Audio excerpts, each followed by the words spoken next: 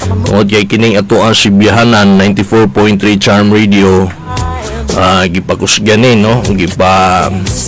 Wide ang coverage ni ini. Kay buot ni Governor Dodo Cagas nga masayod ang katawhan sa Davao del Sur sa mga plano sa Kapitolyo ilabi na niining pandemic.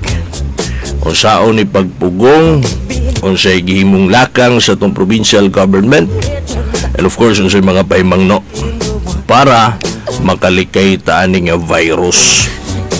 Mayon sila sa mga programa, sige man nag-COVID. Wa pa man mahuman sa na to. Unya na ta muundaw gisgot aning COVID kung wala na COVID.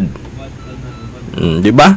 Kung dili mo gusto maminaw og update sa COVID, dito mo sa sige nalagpandaot way nahimo. Sige pandaot sa administrasyon ni Governor Dodo Cagas. Yang kanirabang administrasyon ang gidaot mo ito sige bilar aning usao na to ni problema ha.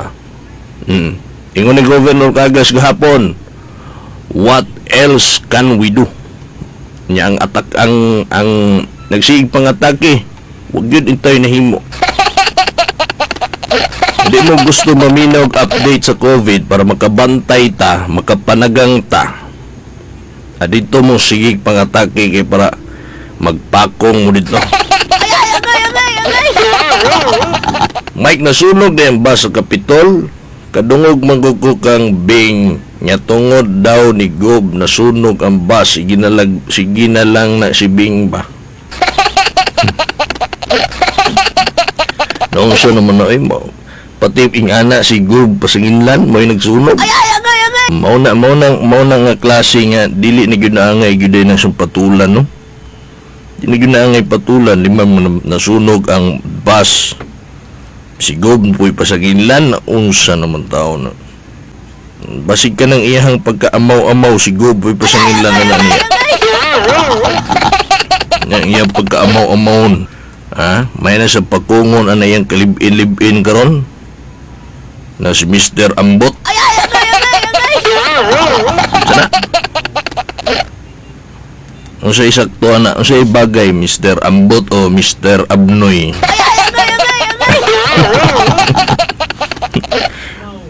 Amaw katawhan naka. Ay, dili amaw dyan eh.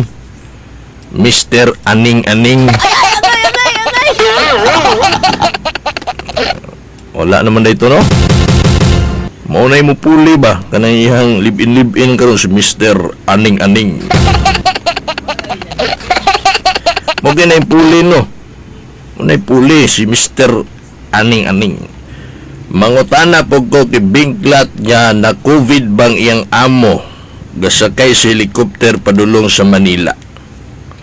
Mao na diha kusog kay manaway nya dili kasaway sa iyang amo ngano daw ng lupad na nakay helikopter asa do to mga to.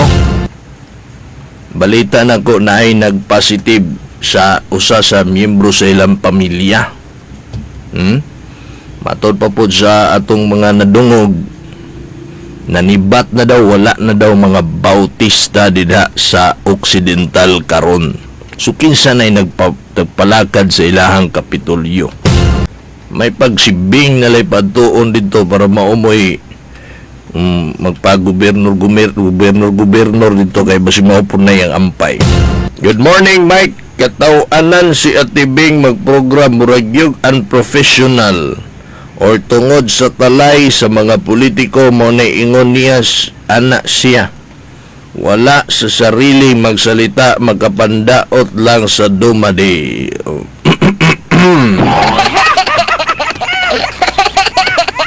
Sabi totoy one time niya naadaw nidangop naroon ko na nidangop sa iyang programa nga nangayo og tabang ba ay tabang ingon pa naman siya nga maghatag lang daw siya referral dito sa ospital. Unya maghatag po siya, pwede po ihatag niyang referral dito sa mayor's office sa Digu City. Wala mo ma Si Togani, wa mo kuyawi anang iyang gipanulti, no? Ang mayor sa Digo City, dili na biya sa Piñas. Kung makataghatag sig referral sa una, sa panahon ni Piñas, kung na mga yutabang dito, i-refer niya dito sa mayor's office o sa ospital, siguro sa panahon ni Piñas. Pero karon na ba gihapon ay gahom ang iyang referral niya? CAGAS na ang mayor. Kagas. Unsa man ang kagas? Mao na iyahang paborito kayo nga pamahaw, paborito kayo paniudto, panihapon. Sa sige niyag atakihon, kagas.